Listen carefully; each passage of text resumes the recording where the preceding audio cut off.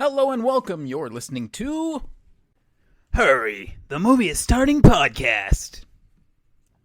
All right, so we just got back from watching the movie Sinners in theaters now. If you haven't seen it, it's a good movie. It's a good movie, and I think you should go watch it. If you have time, if your family's down, you guys want to go enjoy a good, solid movie. Okay, maybe not with all the family. There are some scenes that probably would make you feel uncomfortable watching around a lot of families. Or around your family, I mean. But yeah, it's a good movie. It's a good movie. I'm going to jump right into the spoiler-free review. I'm just going to do a quick spoiler-free if anyone wants to listen to this without spoiling the movie. Very solid movie. Very good. Michael B. Jordan, awesome as per usual. I think he wasn't like as great as we have seen in other roles, but his versatility in this one's pretty good. There is a lot of stuff going on in this movie, but it's delving in so well, and it's just like it feels like you're entrapped in a weaving like piece of yarn, but in a good way. You're not feeling like overwhelmed, and you're not like, oh, okay, this is way too much information. It just works all fluidly together, and I think Ryan Coogler did a great job of that. I think the imagery is fantastic. The symbolicism in this movie really, really good. Just the subject matter, how it keeps like evolving into many different things throughout this movie is just top tier, and I will say it's worth a watch. It's worth going to the movies out and seeing it. I think it's a great time. Pretty solid movie, if I do say so myself, and that is going to be my spoiler-free review. So from here on out, there's going to be spoilers, and trust me, if you want to watch this movie and enjoy it how it's intended to be watched, go watch it now, come back, you can watch this later, whatever. I do not want to spoil anything if you are going to go wanting to have a good time with this movie, because there's some stuff that I'm going to talk about that's going to spoil the whole movie for you. So stop listening now if you haven't watched the movie. All right, I think they're gone. All right, spoiler version. Here we go. We're jumping right into it. When I got out of the movie, we went to go put some gas first, but we came home, and my first instincts was to write down as many things as I can remember from that movie, so I can just try and remember all like the beauty that was involved within this film. And my first thing I want to say, it is not your typical vampire film. Like, you're thinking vampires, they're going to be like, oh, they're going to be trapped in this building, and then all the vampires are going to be breaking in, trying to kill them. We're going to see like a From Dusk Till Dawn situation. It is so much more than that. And like, yes, there is your vampire film, but these vampires are shackled by the need to be invited in. Like, I don't know if you have watched What We Do in the Shadows. It's like that, and it kind of gets to a humorous point where it's like, wow, this creature that can kill you in just a bite, 1 second bite, can't come in like 2 inches into your place because he hasn't been invited. So that was a good element adding to this vampire, because it gives you like, it lulls you in with that false ideology of safety, because yes, you are safe in that one location, but outside there is many wolves that can catch you at any time. And I guess their goal in this one is just to wait it out till the sun comes up, as in most vampire movies. But the human heart can only take what the human heart can take. And okay, so it's just so much more than a vampire film. Like, there's even elements of the like occult and just different cultures, ideologies on life after death, and just religion, and just all these different philosophical elements just twined into one, and just, oh man, it was so good. So I think it's just more, if you're going in just expecting like just a slasher, vampire, bloody, gory kind of, just sit back, relax, don't have to try and like figure anything out, you might not like it as much. Yeah, the action scenes are really good, and the violent vampire elements are really good as well, so you'll enjoy that. But man, the story is just so beautifully crafted. Again, we get into the cultural ideologies of things from the beginning. It tells you like this story about these musicians that can play music so like soulfully and spiritually that it invites things to us, whether it be like the past, the present, the future. So like, there's this ideology that these people play music so well that it invites like the good in, but it also invites the evil in. And like with musicians, if you haven't heard of Illuminati, that is like one thought that we all think, that we have that thought, that mindset that some of these musicians have like sold their souls to get their talents that they're in. So I think kind of subtly pokes a little bit at that, but in this more like metaphorical way. So that's what I was thinking throughout this movie as well. And it's funny that these talents attract sin, because if you think about it, like if you think about anything about like being a professional athlete, being a professional musician, being a professional movie star, you're going to want praise, you're going to want appreciation, you're going to want love, you're going to want fandoms, you're going to want like all this popularity that comes with being a star. But as you see in the news and movie and the news and TV all the time, that a lot of these stars, they're not happy. They're going through it. There's a lot hidden underneath that comes with that like fame and fortune. And surprisingly, this movie I did like it goes into that, but in a less like in a more like hidden way, I guess. It's very like I don't know. It's not like directly in the like they don't say like, oh, you're gonna sell your soul to be able to play music for as long as you live, but they're saying like they love that music and they want it to live as long as they live. So there's like these concepts. They even mention that vampires are like people that are souls have been trapped inside and they can't go see their family because they're trapped inside their bodies now that they become a vampire. So it's just that the ideologies in this movie is just it's so much more than just a vampire film. Also, the ironic thing about the vampires, like okay, so there's many different like conflicts throughout this movie. There's the one in the beginning. It's like racism. Then we have just hardcore religious views, and then we have vampires. So it's like all these different stacks of conflict that just combine into like this explosion of beauty. And it's funny because the vampire is like one of the main leader vampire. One of his like main things is togetherness and love. We can all be like a giant family. Yeah, that sounds fine and dandy, but then you find out that it's a hive mind. So yeah, they're all like together and for each other because he literally they literally all feel what he feels, think what he thinks. So they're kind of like, if you want to say, programmed to like follow him and lift him up on high. So he's kind of like, if you think about it deeply, he's kind of like making himself like a version of God because all these people he bites, he gets their memories and they get his, but then they also feel his pain and see what I guess what he sees and whatnot. Like he's a hive mind. So that aspect of it is pretty cool, but also the same time, because we know when you kill a vampire, like the lead vampire is supposed to make all the other vampires turn back. In this one, I feel like it frees them, and I'll get to that later on because that's going to be like a major spoiler towards the last end of the movie. But these vampires are limited. They think they're free, and freedom is a constant term that the leader vampire throws out to them. Like, yo, don't y'all want to be free? Even right now, you're not free. You're not free. You're not free. True, they are not free.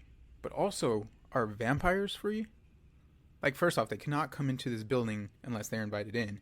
But then the main lack of freedom, if there ever was one, the fact that vampires cannot go outside during the sunlight. There's even the mention of, they can never feel that warmth rise of the sunrise ever again because they'll die. So that doesn't sound very freeing to me. It's funny that they spew these perfect places, he literally refers to it as like heaven on earth right now, that they spew these things to you and they make you think one thing, but then you think deeper about it, like, yeah, okay, I'll be free of these issues that I have like as a human, but once I become a vampire, then I am now shackled to these rules of being a vampire. So it's funny how like, yeah, you will be free, but then you'll get shackled to something else. So is it ever really free? Another topic I want to talk about is that the talent attracts sin. So the big thing about this movie is they are coming to this giant club to get Sammy. His name is Sammy. They're trying to get Sammy because he's the kid that plays the guitar, and ironically enough, his dad is the priest, and he is very against that because he knows that around music, that's where there's the dancing, the drinking, the gambling, the sex, so all the like sinful natures of mankind is occurring where the music's occurring because it's just so emotional, so raw, just so full of emotion that it inspires people. It gives people that boom to just live off their desires and what they want. So yes, there is that aspect of evil, that the talent attracts sin.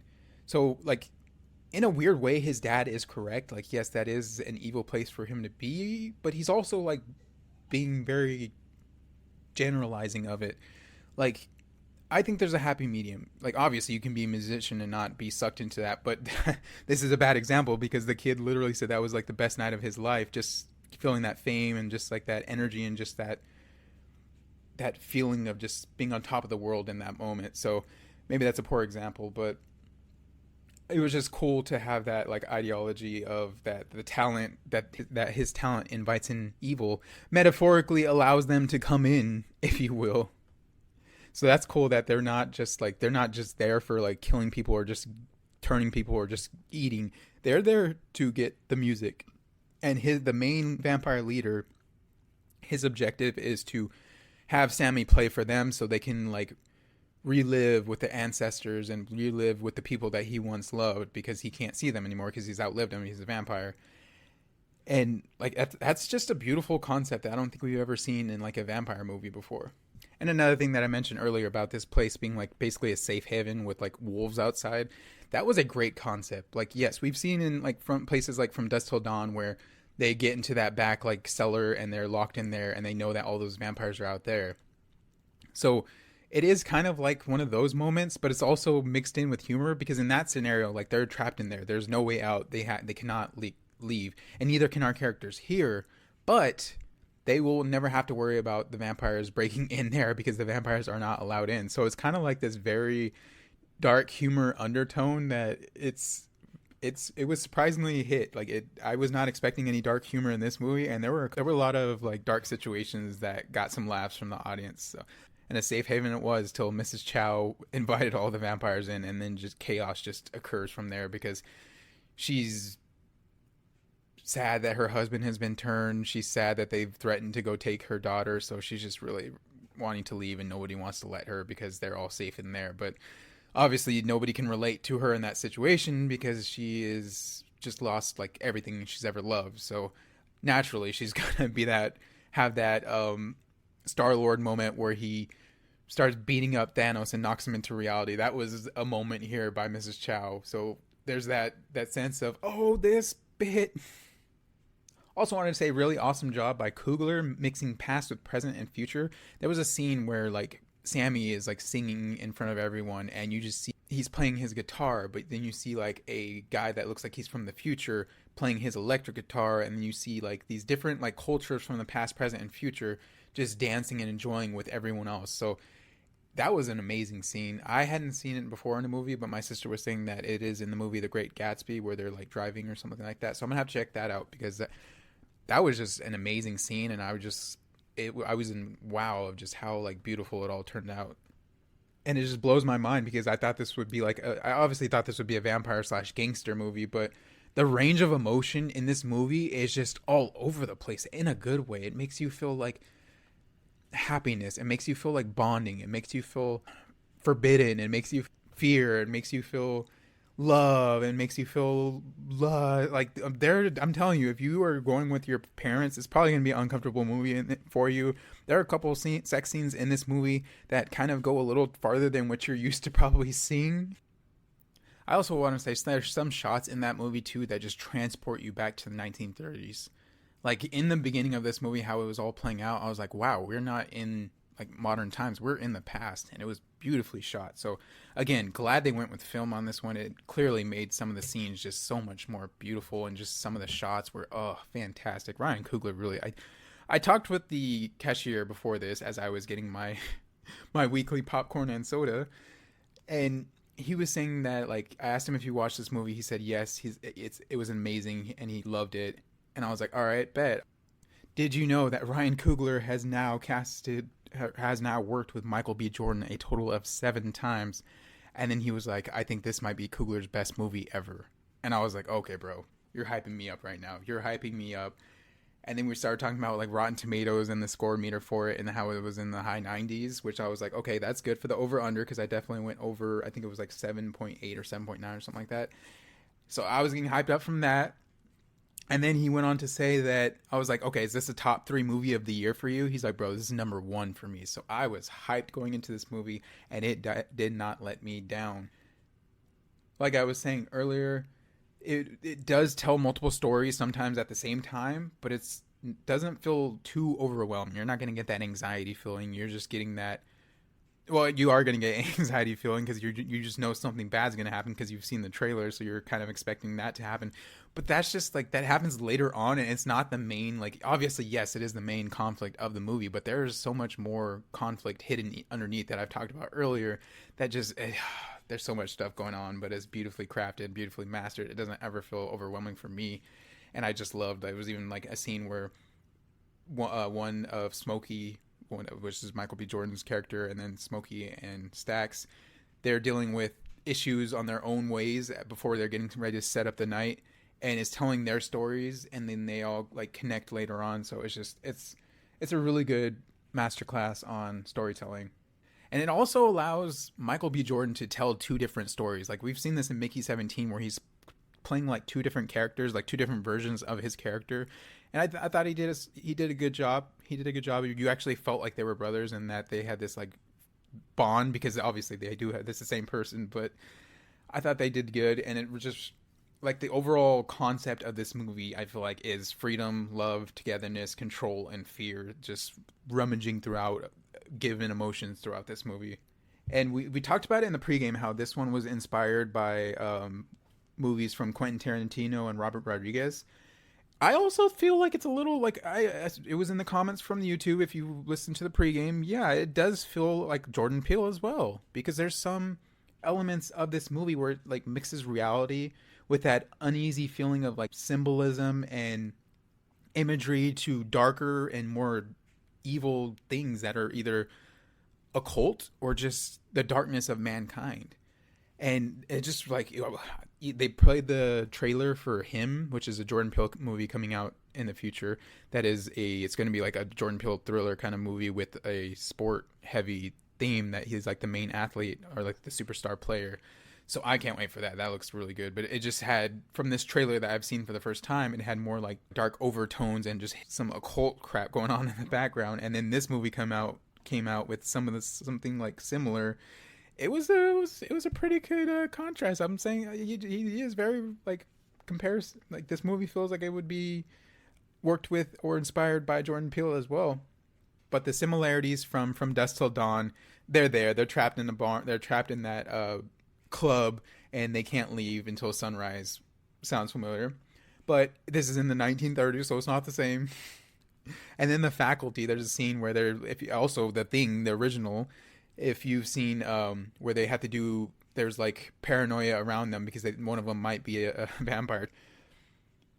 Yeah, they're in this club together, and they all are like trying to figure out if all of them are normal, and then they pass over like garlic and they have to eat garlic, and then naturally one of the girls is like, I don't like the taste of garlic, but it's like, oh my gosh, girl, this is so much more than the taste of garlic. And then Michael B. Jordan pulls a gun out on her, is like, you either eat that or you get shot.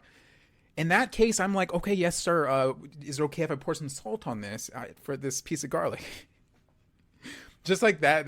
That was like one of the only moments where I'm like, this girl might be the stupidest girl ever. But hey, characters are written this way. Characters are written this way. I also wonder, like, after they mentioned that after you kill the main leader vampire, like you'll have to kill each one individually because it doesn't turn them all back. But I wonder if killing the main one like releases them from his, obviously yes, from the hive mind because he's dead now, but like if it just allows them to be more free within themselves, because it seems like when we first see them turning into vampires with him, like yes, they technically are free, and we see like Stax, I believe, is the one that got bit. Stax is like talking in depth with his brother, and there's even like a moment where he was like, oh, like I should have kept you safe, and then as he's getting ready to get killed, he says, you always have. So like that was definitely from him and not from the leader vampire. So I wonder, after the leader vampire gets killed, it kind of just lets them be their own person, because later on at the end of the movie, Stax comes back and is shown that he is alive because his brother couldn't kill him, that he sees a grown-up Sammy, and he has every opportunity in the world to selfishly bite him and turn him into a vampire and have that music forever. But he takes the blood way out and just like gives him a hug and tells him that he's like good to see him and he misses him and he misses his brother. So there's that freedom of being able to have that free will in that moment. Whereas with the leader there, it felt like they were kind of stuck to what they needed to do and just transform everyone. That was just, I don't know, that was a little deeper than I I thought too. Also, oh my gosh, just read this. Hold on, let me get it out. So after watching this movie, I also like was looking like into the post credit scene to try and get a little better understanding of it. But then I ran across this article that was it said Sinners spoilers. Ryan Coogler, Michael B. Jordan break down that emotional ending. So I'll just read this for you. The filmmaker enlisted Buddy Guy to play the older version of a key character in his 1930s set period epic, which was Sammy. Also, it led to an emotional day on set. One of Coogler's biggest inspiration for Sinners and Guy's casting was a blues-loving uncle who saw the guitar legend perform more than 50 times. As they filmed a post-credit scene set in 1992 on the first day of production, star Michael B. Jordan hugged Guy, and it hit me like a ton of bricks, Coogler said. I realized I had dressed Buddy Guy up like my uncle without knowing it, and seeing Mike hug him, it broke me down. I was like, oh, that's why this movie was made the whole time. And just reading that, on the way home, I was like thinking about this movie, and it was reminding me of my dad, because my dad was one of the first people to I think my dad was the first one to show us the movie Oh Brother Where Art Thou, which is an interesting movie if you haven't ever seen it. It's set back in like the old era, like I think it's probably around the 1920s 1930s, so they had a lot of that oh brother let's go down, like the blues kind of music. I don't know if that's considered, I don't think that's considered blues, but just that same kind of singing. And when they came into this movie singing that song, like of the just the 30s era time period, it just reminded me instantly of that. And then there's other like darker things that this movie reminded me about with my dad. But just to hear that Coogler like had that moment of realization to think like, wow, like this was for my uncle the whole time. And like just to remember that special bond, that special moment, that just special memory of him on the big screen. And that just, that took me back a little bit, not gonna lie. Took me back a little bit. Because Smokey's girl, she makes a promise with him in this movie saying that if she gets bit, and mind you, her and Smokey have lost a child together. It doesn't say much about what it was, but they lost a child, and this is the 30s, anything can happen. And she makes him promise that if she gets bit, that he needs to kill her before she turns, so she doesn't have to be like away from her baby forever, because her main goal is to just be able to see her baby. So she doesn't want to be shackled down into that quote unquote beauty that they try and hype up for being a vampire. She doesn't want that. She just wants to see her little baby again. And that is just so damn beautiful. And it made me think about those moments where we have a loved one that's like in the hospital, and you know they're probably not going to make it, and then you have to decide that decision: am I going to pull the cord or not? And like I did not think I was going to get that from this movie today, but just that main character, and it's let me get her name, Wunmi Musaku, bruh. She was in Loki as one of the main TBA agents, and she did a fantastic job in this movie. Like with her going through that situation of loss and not wanting to be turned into a vampire because she doesn't want to be shackled up in that eternity, knowing that she'll never see her kid again until she actually like gets killed as a vampire. But it just hits you in the feels if you think about it. And it like it's crazy because in that scene too, she gets bit and she's like, you promised me, remember what you promised. As soon as Smokey gets the stake to put through her heart, you see Stax and Lil Mary like have that look of fear, that look of concern in their eyes, and it immediately makes you think, or it immediately made me think like, oh wait, is he making the wrong decision here? Is he really killing her forever? And because obviously she won't come back as a vampire, so like this is the last hope that he has for her alive. And it's a crazy thing to think about, because like, yeah, he's made a promise to her, he wants to give her that sweet release. But at the same time, if he waits like 10 more minutes, is she still going to want that? Probably not, because she's going to be under the hive mind, and like she won't get to see her baby. So that, yeah, I guess in this like aspect, yeah, it was not. But it's just something to think about. And just the deep thought there was like, what if in that moment you can see that they're not fully just the hive mind, because they have that concern for her, because it's the brother's girlfriend. And Lil Mary said she was like family, or she was like the tone of family was used a lot with them. And the look on their face just told it all. So that made you think like maybe these vampires aren't as ruthless and just mindless as we thought they were. And just the subtle shots there. And just like the overall tone of this movie, I'm just going to say it's called, like, I wrote down The Temptations because there's glitz, glamour, love, togetherness, fame, popularity. They call it heaven on earth, but you got to give your soul.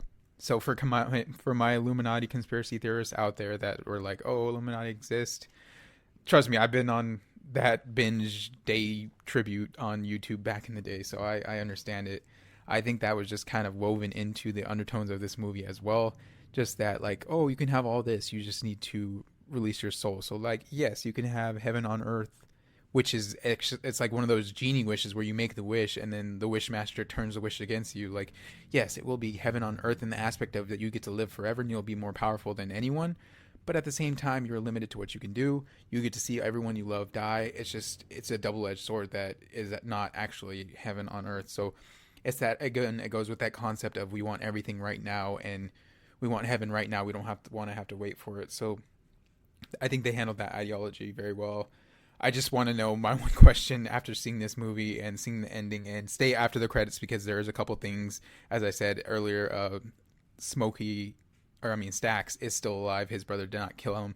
And now he seems like him and Haley Steinfeld character, Lil Mary, are like now in the present moment, just like they're just living it up, having a good time. And they don't look like they're drawn to need blood, or they just don't look mindless. They just look like normal. Well, a little bit more dressed up than normal, but whatever. But my one question for the end of this movie: what happened to the Indian hunters? We see these Indian hunters hunting the vampire at the beginning, but then they leave because they don't want to like fight it when it gets dark, because that's when it has all its powers apparently, and like they can't be out sunlight. So like it mentions them, it shows them once, and then it never talks about them again. Like, is that just like the Van Helsing tribe of this like world, and we just don't get to see anything from them again? Or is there like a hidden, maybe we're gonna get a Sinners 2? I don't know. I thought this movie was great how it ended. I thought it handled everything well. I just want to know what happened to those damn Indians. It would be cool like if we saw them like come later on as like vampires or something, or even if they came to just like try and okay, so let me just spoil this too. At the end of the movie, Michael B. Jordan basically tears down all the Ku Klux Klan members that were going to come just kill all these black people that were in this club that they had made. So it turns out the white people in the beginning of the movie that sold him this property did have ulterior motives at that time, and they were going to come kill them because they're racist, and that's what the racist people want apparently all the time. So we see them get mowed down, which is like cool because it's like, these people weren't who they said they were, and they were just going to be more evil than the freaking vampires. So it's like all these different ideologies clashing, and we get to see that at the end. But unfortunately, it takes out Smokey with them, and it's a bittersweet death for him too, because he's immediately seeing his wife holding their child, breastfeeding it, and it's just beautiful because he's at that moment he's like embracing that he's ready to go home. And it reminds me of Gladiator, that moment when like walking through the field at the end. It just reminded me of that. So that's my only question: what happened to the Indians?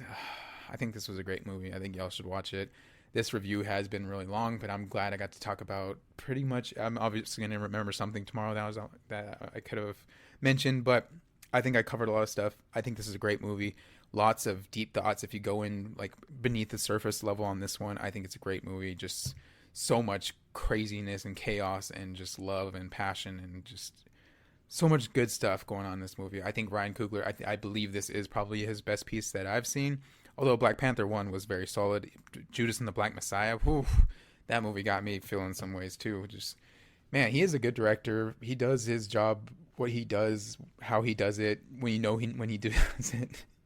He does his job well, and I'm just happy to see him coming out with gems like this, because it was so greatly done. Anyways, I'm just going on and on about it. I just want to say thank you all for listening, and don't forget, hurry, the movie is starting. Thank you for listening. God bless.